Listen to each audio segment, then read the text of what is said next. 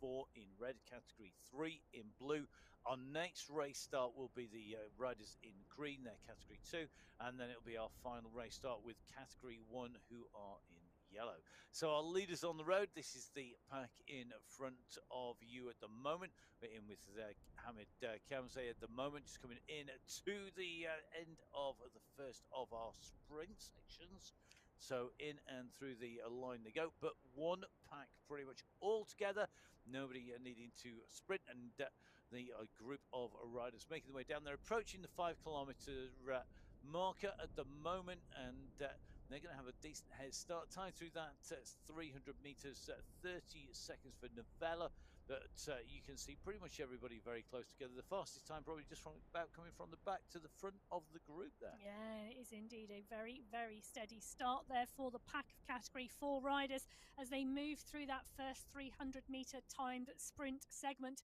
So the pack still rolling really nicely. It's Zanasca on the front, Suarez in 2, Decker in 3, Briodi, Quadrelli, Fabriano is there as well. And these riders continuing to roll strongly and steadily through the course. You can see on the left-hand side of your screen, we've still got a large group as well in that category 3 pack, slightly spread a little more. They're on a downhill section at the moment, which is just enabling the front to move on and that momentum to stay high. Currently 43 kph from category 3. Category 4, also on a small descent as well, and you can look at that. So fabulous view of the hot air balloons as they are coming up and across the bridge, across the harbour. Brilliant scenery here. Now, if you are watching, and you're watching on YouTube, and you are maybe not seeing it in quite as much detail as we have in front of us here, quick tip from the top. Somebody who is into his tech and his geekery, go change browsers if you're on YouTube. Stick it over onto my Whoosh live on twitch.tv, twitch.tv/mywhoosh live, because it's not compressed. It is in its full resolution. Delay is minimal, and it is incredible, the scenery that you're riding through. So if you're watching live, if you've got a little bit of a chance to switch over, if you've got somebody beside you helping, it's a great way to watch. The review video, in YouTube actually comes back to standard resolution, but it's not compressed. But that takes some time. So if you're watching live, if you're watching Oleg at the moment on the attack, then if you want to see what he's riding past as he bridges across to the leaders, then make sure that you've got yourselves on to the twitch.tv/mywhooshlive. Absolutely stunning images. Well, Kochkov, Mangat, Torrentino, just trying to pick out who is in this front group at the moment. Looks like Demanuan is in here as well. So 4 riders up the road here, but look at that. The chase group squeezing on the pedals and closing that gap down nicely.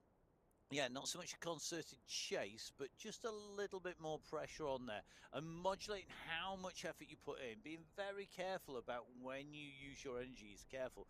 You've got to pace yourself to get right to the end of the race. You can't burn yourself out in the first few 100 meters or the first few kilometers on the way through. You have to have the energy all the way to the end of the racing, because otherwise you're going to make mistakes and you're going to maybe get caught up in something that you shouldn't do, or you maybe go with a brake you can't stay with, you maybe can't sustain that pace or pressure. Maybe you just need to pace yourself on the way through that race and through that pack, because somebody's going to be there who's maybe done it longer, done it for, has got more power or is more suited to the climbs. He's going to leave you behind. Yes. Not that I'd ever get left behind on the climb much.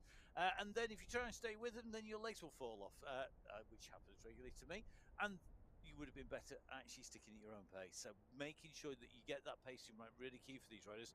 With 4 groups, of course, remember our new riders, they join group category 1 and then get allocated through once we know how our riders ride. That continual verification and assessment is going on our riders all the time when they're riding on my Whoosh. Now, next group coming in and through, this is category 3. They make their way into the sprint, and as you can see, there is no launch here. There's no rocket ship taking off. They're not going like a Ferrari off down some fast straight or down some fantastic road. They are sitting as a group, and this is because the prize money, top prizes, of course, for top 5 riders in each of our categories, comes at the end. So it's about who can get over the finishing line first, not who's fastest through the segment. Absolutely, it is indeed. And we're in with Dadson at the moment in this Category 3 race. That's the end of sprint number 1, but none of the riders looking to contend that because they are individual segments along the way to give us some indication of how the racing is going. There is no prize money for the sprints or the climbs like there was on the Wahoo Championships. This course is a really interesting one because we mentioned there are some long, straight, flat sections with the Category 2 climb.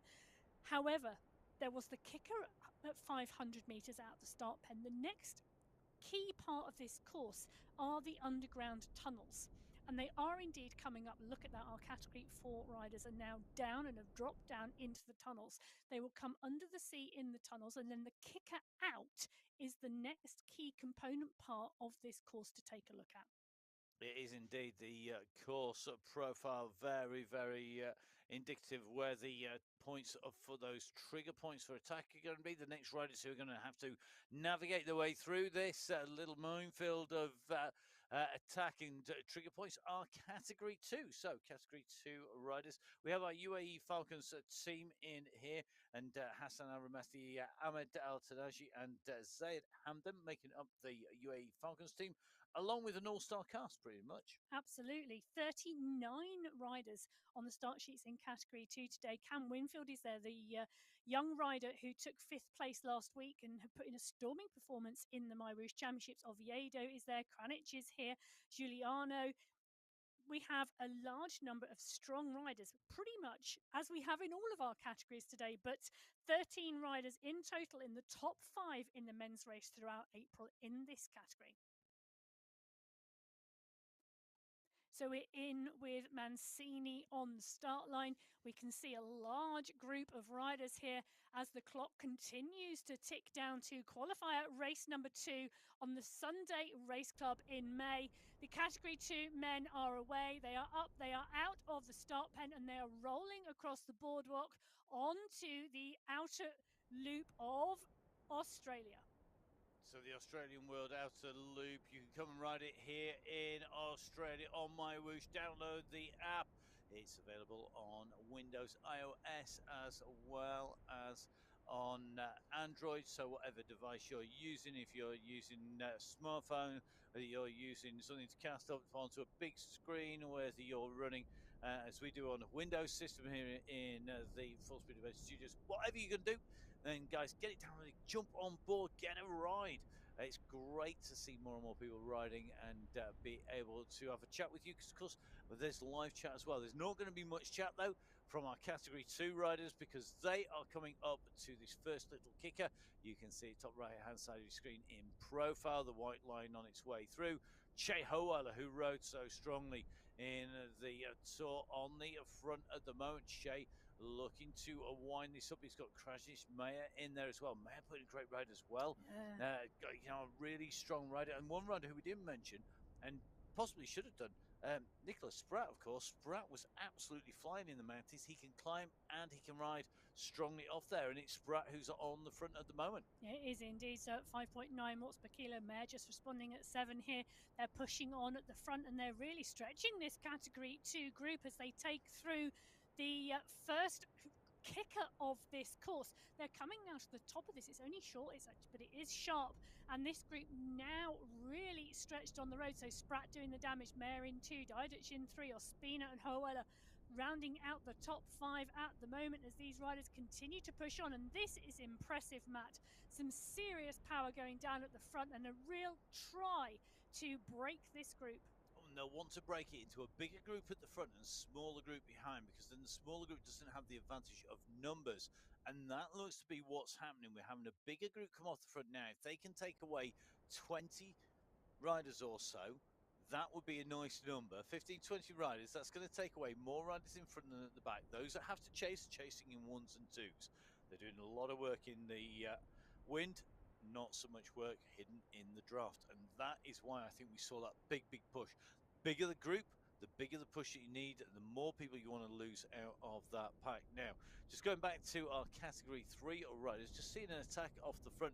Great to see Tom Gates back with us, with Carl Salis as well. 2 absolutely class riders, and great to see Tom regularly streaming his rides I think on YouTube, if I remember correctly, because it's been might have been a week or two, Tom, since I've watched you in action. And Carl Taiselis up there, and Carl, of course, you can see him on the YouTube channel from when he actually took the win in his category. So 2 riders on the move up the road. Michael Phillips behind in the descent down into the tunnels. And this is heading in towards that attack point we're talking about, which is the ascent back out. This is an interesting place to attack, though, on the downhill part. We would traditionally expect an attack on the uphill exit. So the downhill entrance to the tunnel is where Tysalius has gone here with Spratz. So these 2 riders pushing on and pushing in. Yes, it is indeed. But as they come through these tunnels, Tysalius, I think, with Gates, going to be caught back here. Valdares is the man doing the damage there, but they're rotating through. Tortoretto goes up on to the front, and you can just see that. I think they've got them there. They are very much the pack that are trying to gobble. They're going to chase them down, I suspect. So that's our category 3 riders. Let's go to our category number 1 riders here. Number 1, it is by number 1 by nature, the UAE clan team, along with the Belgian Waffles, the Italian Gelato, the Racing Bees, and the Foudre Puncher Coalition Squad. We are going to see absolute explosions here today because this is a who's who of racing on esports and my whoosh. And along with our teams, it's quite a big race field. It is a big race field. We've got 80 riders on the start sheets today in category 1 and some fabulous names in here. So Cutler is here, Bjarhead is here, Ollie Jones, Kaminsky, Van den Eckhout, Osborne, Zanaska, Bjorkland, Panitza, Nair, Theme, Popovic, Knudsen, X100. I can just keep going, but there's 7 seconds to go. So here we go into the final takeoff from the line. It's category 1. They are away. Qualifier number 2 is a go. So here we go. My Woo Sunday Race Club, qualifier number 2 underway. Category 1. I'll go, and we are ready for some action here as they come out from the pens. This is a very fast start. Look at the stretch on the group top right hand side. What a move off from the line, and they're going to be onto that climb very quickly indeed. Remember, the gradient really kicks in once we hit the red and yellow banner on already. Henrik Oya pushing through the front of this group, but we are seeing splits, we are seeing breaks, we are seeing gaps open. This is dangerous for our category 1 riders, but a quick reminder, remember, all riders, when you go into category 1, if you get distance here, don't panic, guys.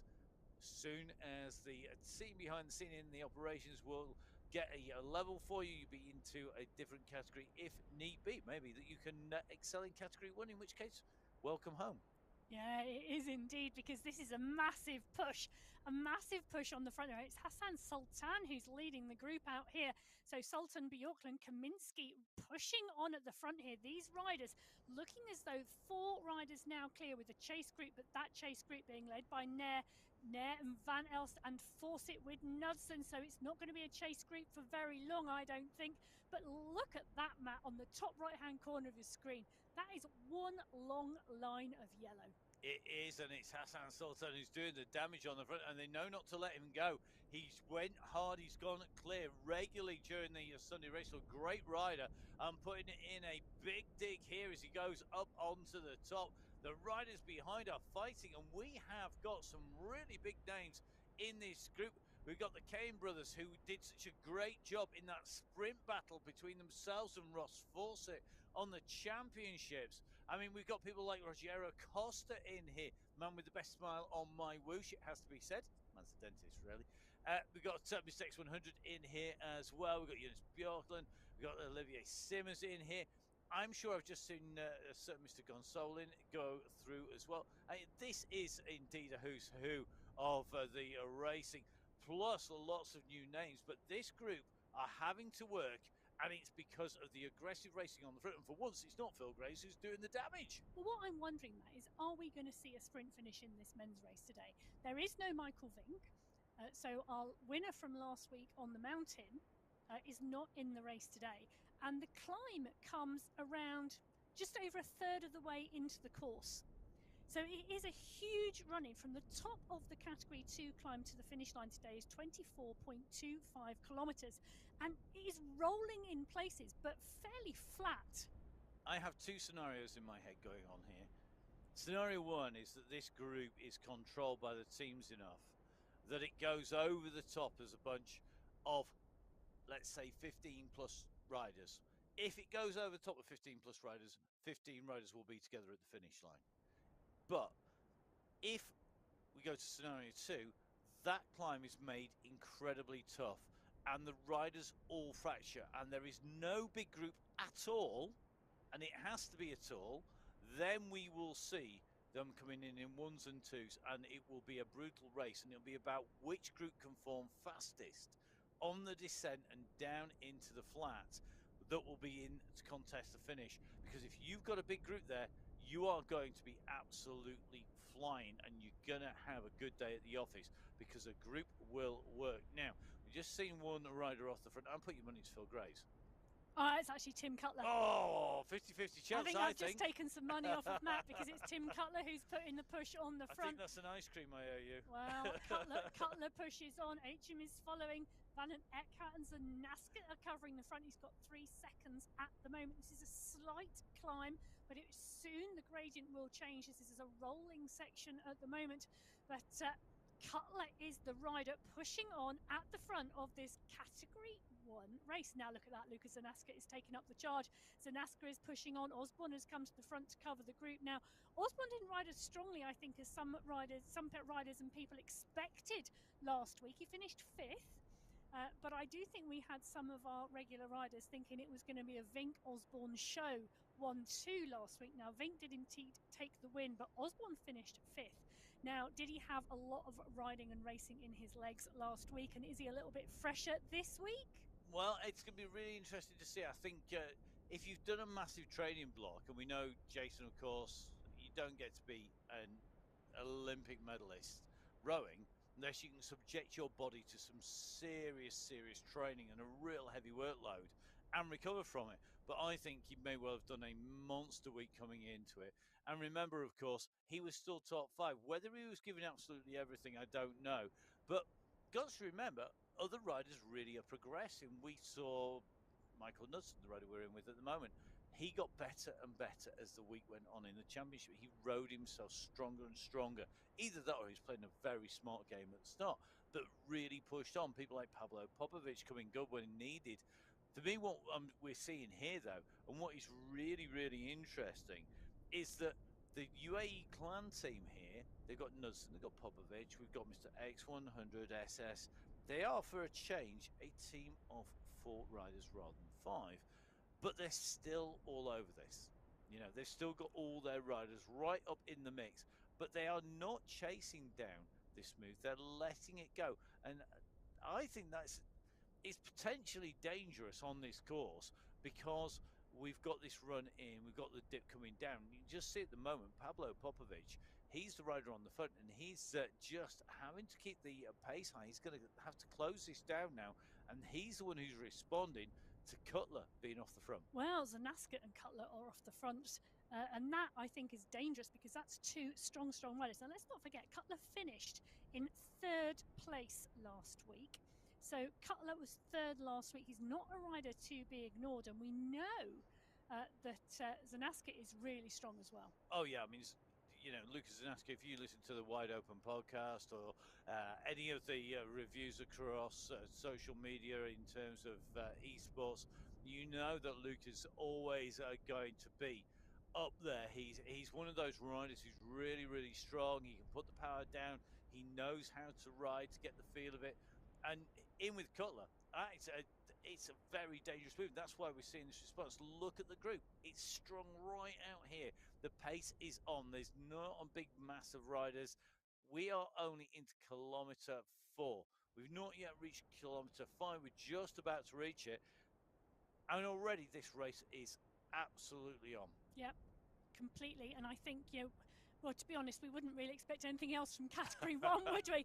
But take a look at that. So it's not just Category 1 riders who are in the mix for the time on that first sprint. Some of the Category 2 riders are as well. Yeah, real mix of riders in there. Henry Oyster cast a mare right up at the top. Time gap's minimal on the way through there. Rogero Costa in there, HMK and Van Els. This X100 right up in there, but you can see we've got Moreno in from category 2 as well. So a real mix of riders. But this is, for me, about making sure that that pace is there. Now, we're in with our two leaders. They've got 6 seconds on the riders behind. And it looks like Al Hamadi just in with Nussen, working to close the group back up onto the wheels of Zanaska and Cutler. And I think if I was these two, would I be working really hard right now? I'm not sure I would. Well, but it's still a gap. It's still got to be closed down. But would I be going in the red zone? Probably not. Well, they're about to drop into the tunnel, Matt. They're about to drop into that underwater tunnel. They will drop in, they will ride under the sea, and then there is the small climb out, which is obviously another section to which the attack can go. It is indeed, and that is a real trigger point. So you've got the rise and fall into the tunnels. You can see this group, though, looks like they're going to pull back our leaders. The gap has come right down.